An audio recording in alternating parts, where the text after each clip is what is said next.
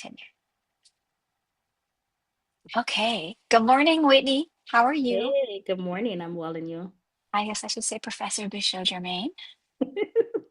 All right. Welcome to my recording, my Zoom recording this morning. Thank you very much for agreeing to speak to my class a little bit about collective grief and your experiences and both as a student at FAU, as a professional social worker now, as a licensed clinical social worker, as someone doing supervision as a Haitian American woman in this community, from all of the lenses you occupy. I really just wanted to spend some time with you this morning and get your perspective on, really this third gate of grief, which is when grief belongs to more than one person. That is the one we're exploring today. And so in this class, I'm really asking students to understand grief, not just individually, but also as something that's shaped by families and communities and migration, faith, institutions, systems, like we've already been talking about this morning. And you bring in so much experience from child welfare, hospice, your teaching, your community service. So I'd love to talk with you about how social workers can recognize and respond to that kind of grief that is collective, that belongs to more than one person. Mhm. So when you hear that phrase, collective grief, what does it bring to mind from your social work or community experience, any lens you occupy? For me, it brings to mind a lost experience by in an entire family, culture, or community rather than that individual, right? Okay. So when I think about it, I think about the immigrant communities carrying displacement, separation, discrimination, disasters, and also the loss of culture, familiarity. It also reminds me of like the hospice families who began grieving together before the loss of this individual and also after the loss of their loved ones. So that's what I think about when I think about collective, on how anything can be grief as well and how a Mm, community receive it, right? When I think of hurricane season, I think about my mm. community, the Haitian community, and how the preparing for the displacement that usually occur almost every year, because we know the rain will bring in a lot of displacement and separation to people around that time frame as well, right? So grieving as a community, um, before and after. And collectively, right? It's so Yes. interesting. I never thought about hurricanes as being a Mhm. reason for preparatory grief. Yes. It's very interesting. And how have you seen grief show up in the families or communities where the loss is connected to migration and systems and poverty, child welfare? In a lot of different ways. So it may appear as anxiety, anger, family conflict, exhaustion, or sometimes difficulty trusting systems, right? And with migration as well, it involved grieving their homeland, their Mm, language, family relationships, social status, and also the sense of belonging, right? Because you have to assimilate to a new culture. Um, so when we look at child welfare, we see family grieve the separation, right? They also grieve the disrupted attachments or also the loss of that parental roles, and mm, also the stigma of the system involved. And my community with grieving and everything, we look at the stigma of mental health within the Haitian community. So, and how the way the person may show up, right? The stigma that is assigned is usually this individual is crazy, right? Or this individual is not okay. But that's part of the grieving, right? That's how it's showing up for this individual. But mm. we use other terms that um that comforts us in a way to other this individual because they are experiencing this loss, right? So it has a lot of different layers to it on how it shows up. So, like distancing yourself a little bit from that reality, like Mhm. that couldn't happen to me because I'm not whatever, Yeah, correct. It's not me, right? right? So it's just like removing, oh, this person is Mm, crazy because it's right. happening to them, right? Like as someone who's living in the US, it's like, how can I be so upset that the hurricane season will cause a lot of rain, that it's going Mm, to cause displacement, right? Why would you be so upset about something like that? Like, or, with anticipatory grief, right? Before the loss occur, people don't see it as, why are you grieving? This hasn't happened yet, right? mhm.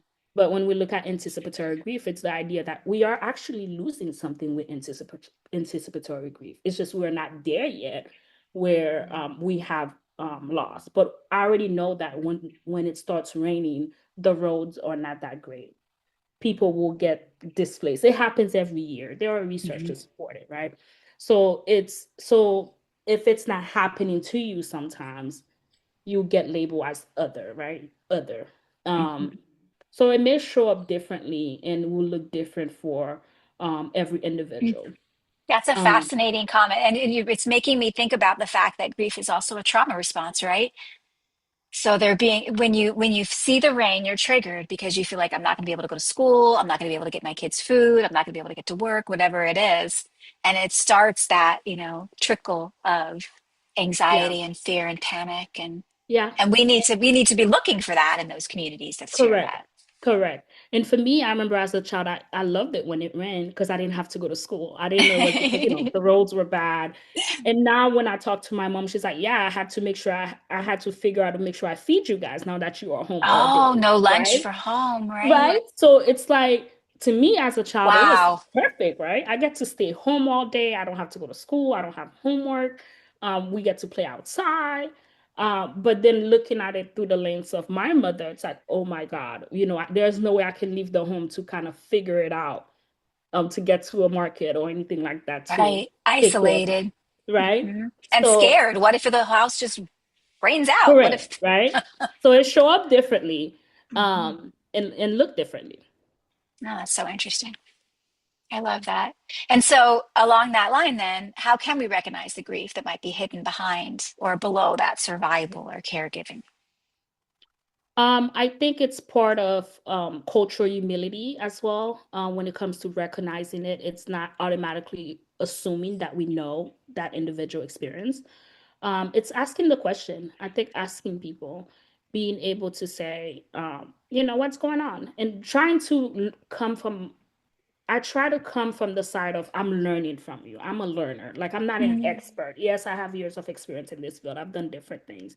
But I'm not an expert when it comes to you as an individual or your family or the systems and subsystems that exist within your family. I'm not an expert in that area because every family look different in how they navigate loss. So it's coming from the place that I'm a learner. I'm learning from you as far as how your family um, deal with loss and how I mm, can help. It can be helping with new coping skills because the previous one didn't work, right? The mm. way the way um the way hurricane appeared a couple years ago might be different now, right? Right, So it's right. differently. So the what they used previously, the skills that they used previously to cope may not be working right now, but it's wanting to know what exactly did you use and how we can, make changes to that. Love it. So really being that keeping that curiosity Hmm. as the lens through which we talk to the family. And what Correct. role do you think that like church or faith or ritual or community service can play when people are carrying this grief together?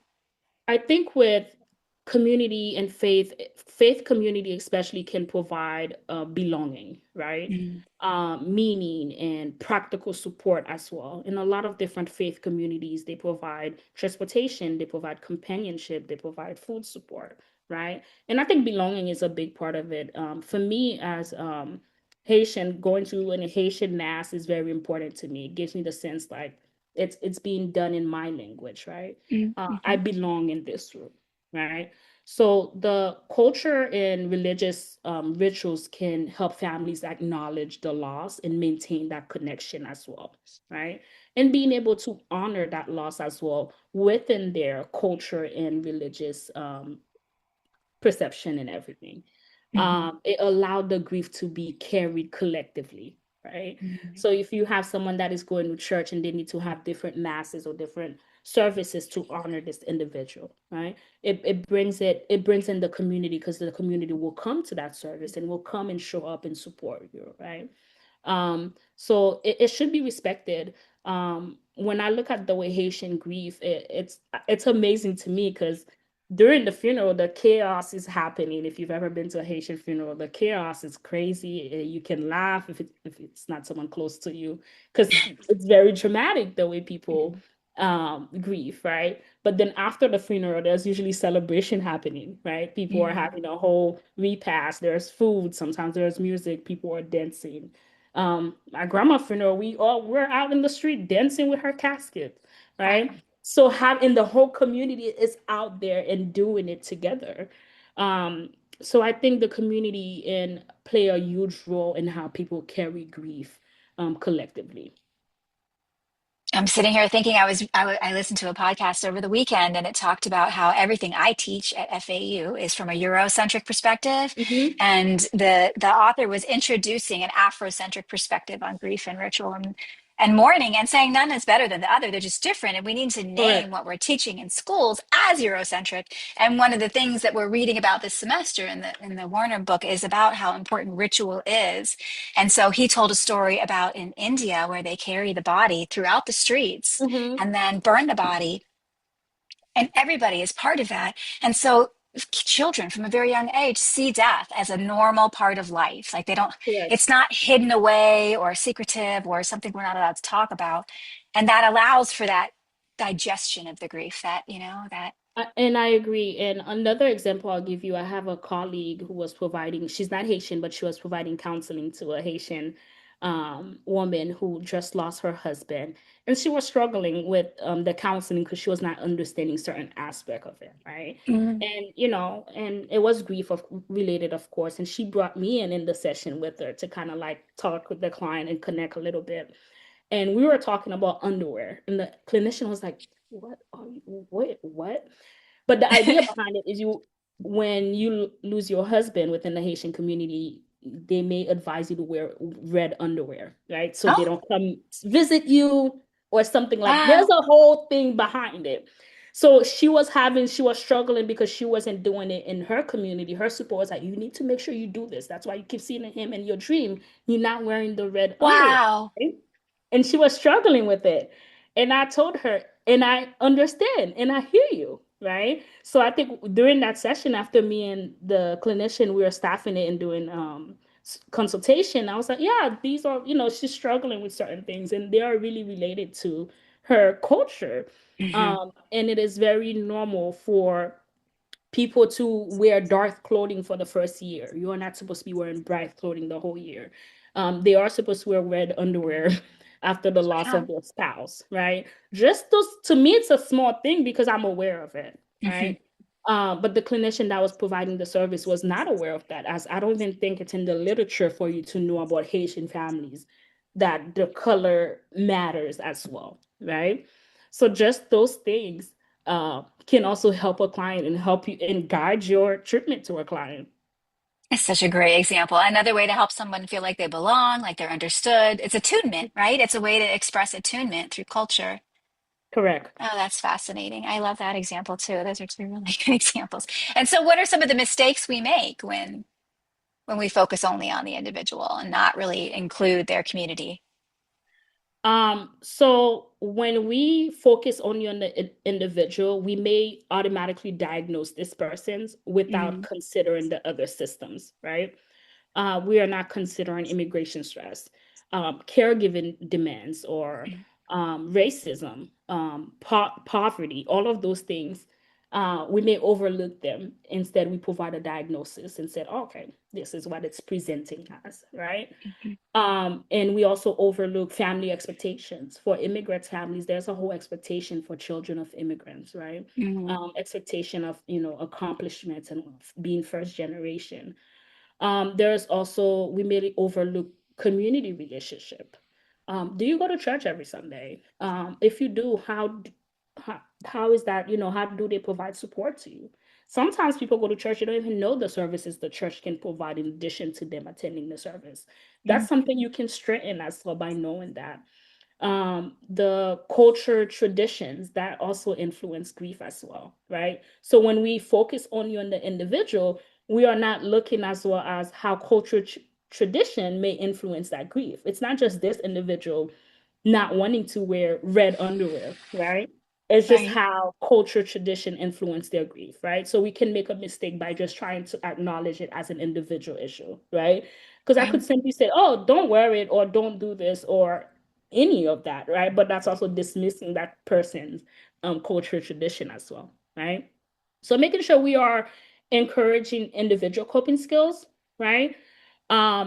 But also still doing other concrete work like advocacy, concrete resources, family intervention, and community support to make sure we are not making those mistakes, right? Mhm. Because we may unintentionally communicate that the individual needs to adjust certain condition when Okay. it's a structural barrier. And you know how I feel about resilient, which is part of it, right? Which is a whole it's a whole structural um issue, not an individual. Did you see the young man who is the star of the Spanish World Cup Yes, team? yes. Did you see how far his mother walked from Ghana to Spain? Oh, I did not know that part. And they were like, his parents were like 15 and 16. And then they will praise the resilient side of it. And there's so much, exactly. There's so much, and God bless that woman and the work that she Hmm. did to help her family and her husband. However, right, it's like, oh, what a wonderful thing that she did. That's a really long way. Couldn't somebody have picked her up? I don't. Yeah, yeah. And we see it with Oh, I think I've shown you these videos, some families, some Haitian families in other communities, they travel, they walk from Brazil, or the border, or like walk through the forest for days to make it to the border just to it's a lot that happens, and we praise the resilience side of it, right? I know I've shown my class that YouTube video of the Darien Gap that you shared with me years ago to show the story of how it really is for someone and what they go through to get here. Correct. Right. And it can, how can we systemically shift things? It's hard to see that reality right now, I must say. I think we can still acknowledge that resilience. Like resilience is not Yeah, all the way bad, right? We can no, acknowledge it while also recognizing that people should not have to endure so much, right? They both can right, coexist. It's like I can acknowledge right. how strong you are or how you made it, right? But strength should not become an excuse for me to overlook the pain, the unmet needs, and also the systemic injustice, right? Mhm. So as social workers, we can affirm coping skills and while asking what support would allow this individual to rest, what support will allow this individual to grieve and receive care, right? Yeah, Making sure that resilience and suffering exists at the same time. love it. So they're kind of, it's a balance Yeah, instead of I just always tell assuming someone families can take with care of grief, it. joy and sadness can coexist. When Mm. I do individual with families, I love to refer them to watch the movie Inside Out on Disney. Oh, I'm sorry, I do refer it's the them to watch best. it. It's the best, especially the second one when you see that or the first one, when you don't allow one emotion to exist, Mhm. the primary one that is currently active will take over, and all the other ones, they need to function. They all have their time in place. Just like with anxiety, with the second one, although anxiety drove me crazy, but it had the time and place where the anxiety was needed, right? They all Right. need to coexist. So I love to give my clients that as a homework to watch it from that perspective on how to make sure they all coexist. I'm not telling you don't be sad or don't have joy because you're experiencing this loss. I'm telling you, you can have both, right? Mhm. Right now with the Haitian community, we could look at the World Cup, right? We made it to the World Cup. It was a community. Collectively, we're happy as a community, Yeah, but we still have some individuals that are saying, what are we happy about? Our country still doesn't have a president. Our country still have a lot of systematic issues, right? But they both can coexist. That's how I view it, right? People can still have joy while we still know there are a lot of things that is still happening and that needs to be done, right? And it's a grief, right? It's a loss. yeah. But then we can also have the joy that came with the World Cup and celebrating together as a community. Love. That's wonderful, right? We can feel two ways. Two things can happen at the same time. Two things can be Yeah, true at the same time, right? yeah, Love can it. coexist. You should assign your students Inside Out.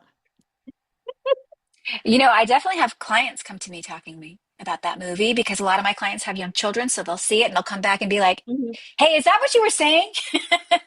Yeah, When you were I talking about love internal giving family it. systems and parts. And I'm like, yeah, that was it. Yeah, That was it. when I teach family, we watch it as a class, I love it. And I want you to see it, and it looks different, right? But then it's the reality of it. They all need Hmm. to coexist, but how you Right. manage it is very important as well. And this is, I think, where our work as social worker comes in. Teaching people to know, like when I work with younger kids, I'm like, you can be angry, but if you are angry and you throw in a chair, no one Right. care. I don't really care about you being angry right now because you are throwing a chair, you being violent. I care about the behavior, Right. right? Right. So it's teaching them the coping skills, like, hey, you can be angry, but what do you do when you are, and not to also stay with with that for a long period of time as well. Love it. Love it. So, what would you want MSW students in this class to really understand about grief in immigrant Um, or diasporic communities specifically? Is what you were talking about just now. People here trying to be happy and. One thing I would say is that grief may involve more than death, right? For me, as someone I do a lot of my work from a grief perspective with my clients, because I see any loss as a form of grief, right? Mm, Any client that's had to make the decision on the time frame for abortion, mm, that's a loss. That's a lot of yeah, anticipatory grief. Any huge. of my client, I've had military family. That's a lot of grief, right? So it's more than death. If you are losing something, any loss, I count it as grief. So grief may involve more than death, and sometimes your client don't even understand that. So I'd even go through the stages of grief with them when they've experienced that loss, right? So separation from their homeland, their country, their family, their identity, right? Social belonging, all of that is grief. And families may carry grief across generation as well, right? Mm, Especially when we are looking how when migration is connected to violence, disaster, political instability. And it may express through physical symptoms, spirituality, silence, caregiving, or sometimes family responsibilities rather than direct emotional disclosure. Like, I'm just taking care of my family. We don't need mm, to, right? So, as students, I want you all to avoid assuming that Western models of grieving apply equally to every community. I'm very big into reading about decolonizing um, clinical practice, right? So how, because the way we provide counseling sometimes it's from a Western perspective, right? A lot of the theoretical approaches that we use, we can use them, but there are other literatures that support other things. Now I'm finding other tools that are used with the Haitian community that I was not aware of, right? mm, So finding other things that may support the family instead of just relying solely on Western models. A lot of tools out there, they are just tools. They are not the assessment part of it. We shouldn't rely on just, using the Colombian or PHQ-9 as the assessment. It's not an assessment. It's a tool to help guide you, right? right. And that we need to come from a learner perspective and be willing to learn from our families. I think Love that's it. all. I love it. Now you reminded me of something else that guy said on the podcast last night, and I'll send it to you later. He was talking about how Eurocentric theory is so talk centric. How all we want Mhm. to do is talk, talk, talk, talk, talk, talk, talk. And many and Indian and African models of healing and wellness are not.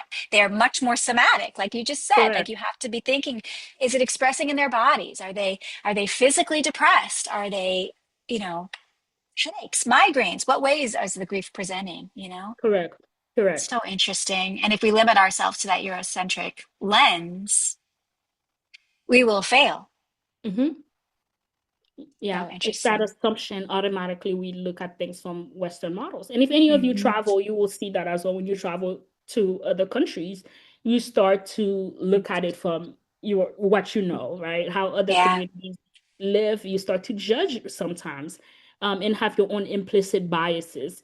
Um, or something fun you all can do, read reviews in other countries and see what the things people complain about. And you're like, Oh, that's a fun idea. that's right. When you are reading when I'm traveling, I'm reading the reviews and the things people complain about, like an Airbnb review can be, oh yeah, the water was out for 2 hours. And I'm like, yeah, that's normal in small countries, right? Um, it's really not Great a big deal, example. right? So, you know, trying to look at things from different lenses outside of the Western models Yeah. is a big thing, especially in South Florida, I would say honestly. And because all of the people hearing this are going to be students of a public university here in the state of Florida, Hmm. you have to do your own work sometimes. Correct. So you have to listen for history. You have to listen for relationship culture. And I know for me, with even with culture, as someone who's Haitian, I do not know every single Haitian subculture that exists, Mm. right? And I have my own implicit biases that exist. I know before I did child welfare, I didn't know Haitians did, drugs like I observe in the community. I didn't, for me, when I get an investigation, like Haitian families cocaine, I'm like, that's not a correct sentence, right? That can't be true. Uh, right? That can't be true because within my community, people don't do that, right? But Right. that's right. It's just but that's not my it's because it's not my experience, right? Hmm. So making sure we are listening for the culture, we are listening for the history, and that healing may require more than counseling. This is why I don't Right. use the Mm. phrase everyone needs counseling. I do not think everyone needs counseling. There are different ways that people can heal. It doesn't have to be talk therapy, Right. right? Right.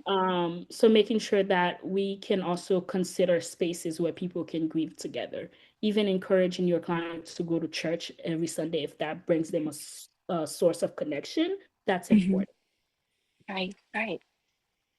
Because they can feel seen, heard, attuned, known, Correct. right? They can feel known in some way, not sort Yeah. of adrift.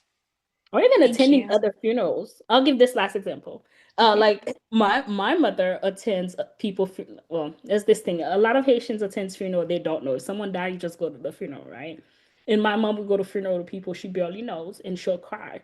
And me and my sister will make the face like, you Because really don't talk to me like this. it gives her But a she's like, I'm thinking connection. about my mom who died. And I'm like, Right. your mom died 20 years ago. What do you mean you at this person's funeral and you crying, like boohoo crying? And I'm like, come, you crying louder than the family, right? So me and my sister were like, every time she needs to cry, she finds herself a funeral to go I to, love that. That is right? fascinating. And it is, and I'm like, that's So her she's in therapy. her culture, she's hearing her language, and she then has access to her grief. Everyone is crying, and it's okay to Right. cry within that space, and it's okay to be I loud, love and it's it. okay to do all of that, right? So yeah. I was talking to a client the other day who went to a gathering of their friends where they used a drug, ayahuasca, which I think is usually it's something that people use, and it takes you on a trip where maybe you'll heal some of your wounds. It's like it's a big part of our practice now. Hmm. In this community, there's a lot of medically assisted therapeutic activity happening. So this is one of those. So she went to one that was just with friends to mourn one of their dogs. One of their dogs had died, and as you and I know, dogs are family members, not just white girls like dogs. So she This went dog to called me this out. ceremony for her friend's dog that had died, and she felt a little silly about it or whatever, and they used a little bit of Yeah, I this definitely drug would. that was like drinking or whatever. She felt a Hmm. little different, and then all of a sudden she was grieving her aunt. She somehow connected to the grief she held for someone else she had lost in this communal grieving activity that she was experiencing. So it's there's so many ways, and I think about, my history is my family is from Ireland originally.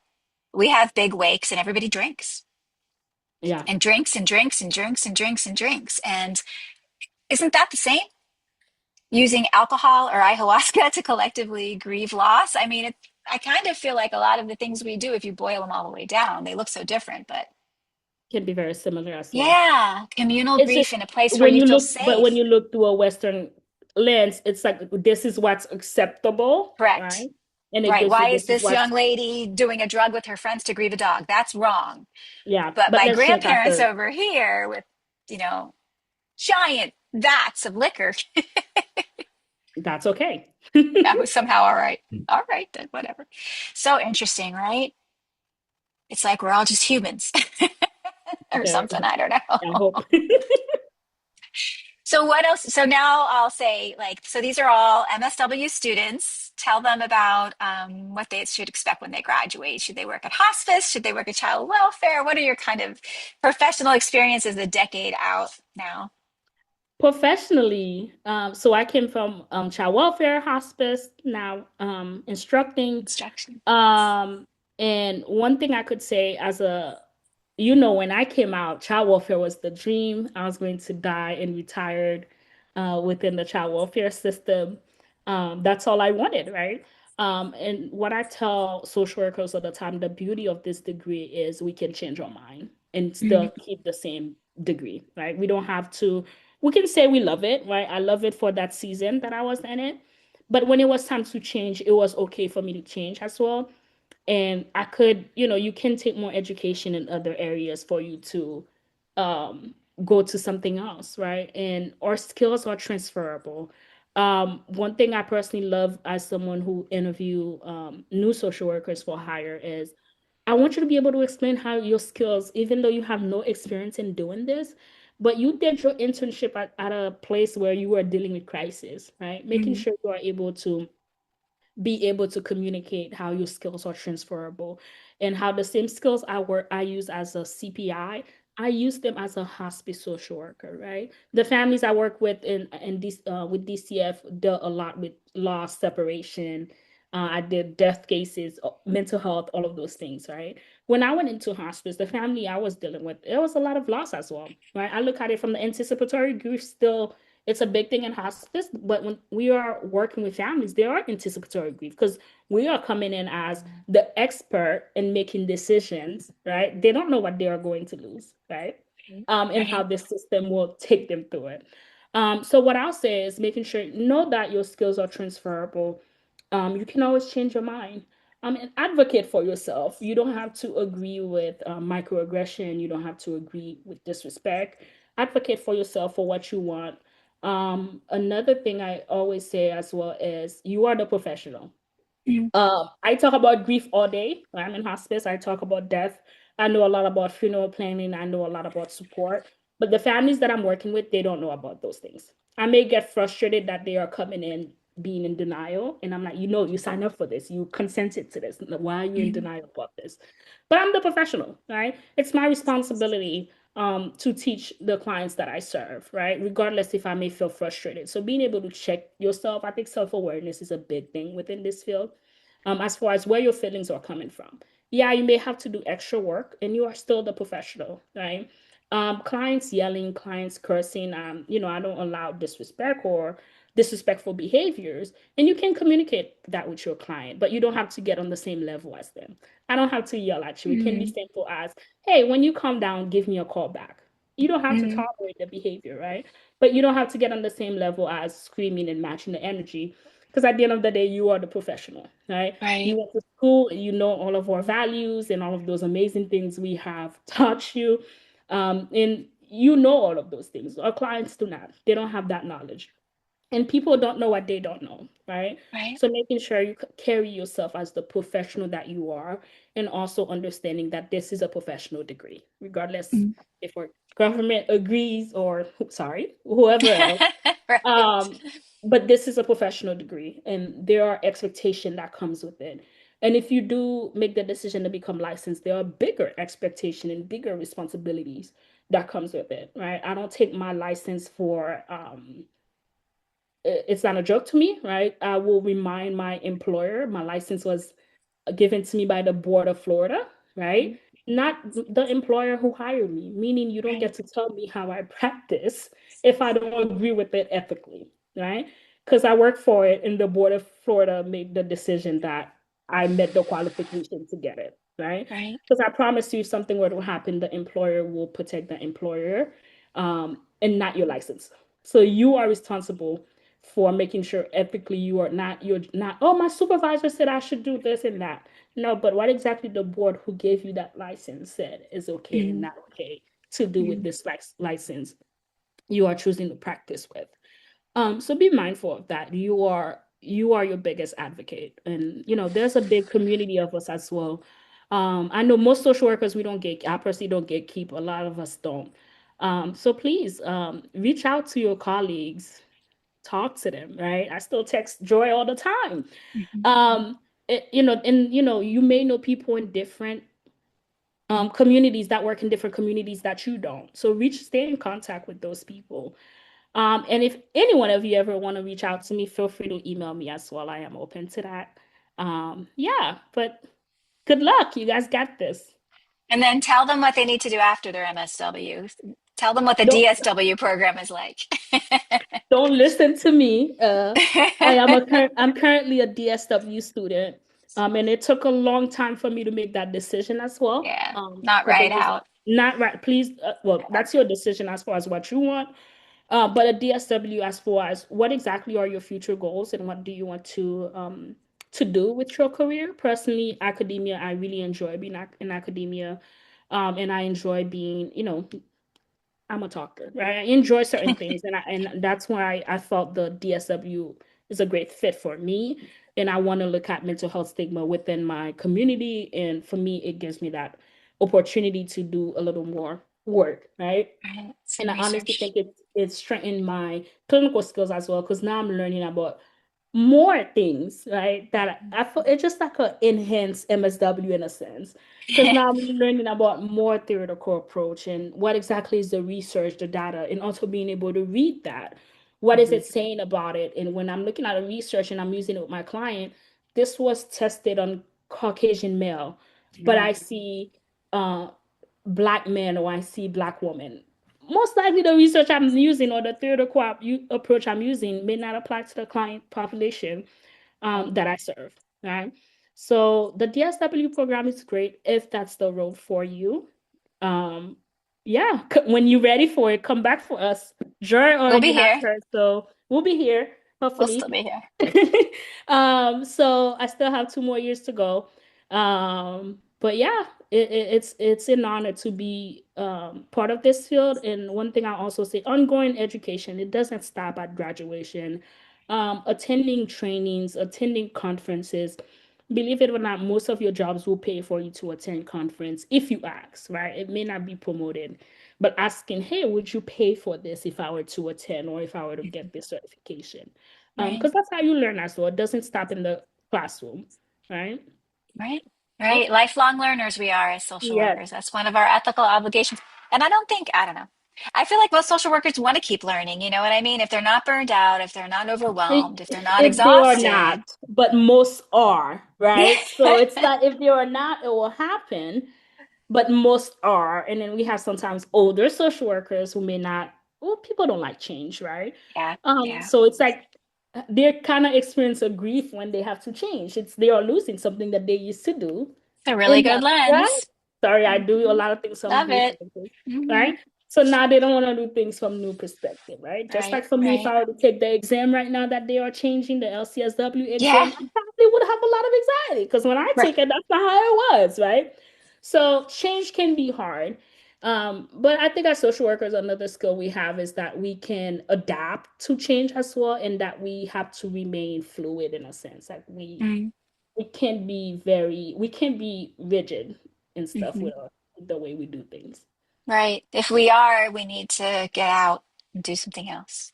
Right? Correct. That's Please goes back leave. to that self-advocacy piece. Correct, because you are causing more harm to the clients that you are Yeah. serving than Yeah. you are helping. And those are decisions I've had to make plenty of times myself. Making the decision that, hey, this is not for me anymore. And that's okay. And it could be for someone else. Right? It's fine. Someone else can take Yeah, the role now. That's a good thing correct. about social workers. We don't have to do all of it. Correct. I've been there myself. Sometimes you just have to walk away. No, it's a complete sentence. That's Indeed. Indeed. what we teach our clients, we got to Indeed. take it ourselves as well. Love it. Well, thank you so much for your time this morning. I'm going to give them all your contact information in case they want to reach out and ask you questions about child welfare or hospice or FAU. You're teaching plenty of classes here this Uh-huh. fall, right? Are you teaching any Yes. MSW classes this fall? Yeah, but practice with individuals, I Oh, believe. that's right. Oh, that is amazing. I love that you're teaching that class. Yeah. Everybody in Yes. this class will remember that one if they're not in it with you right now. Well, I wish you guys the best. Thank you, Joy, for having me. Thank you and have a wonderful rest of your day. You as well. Bye bye.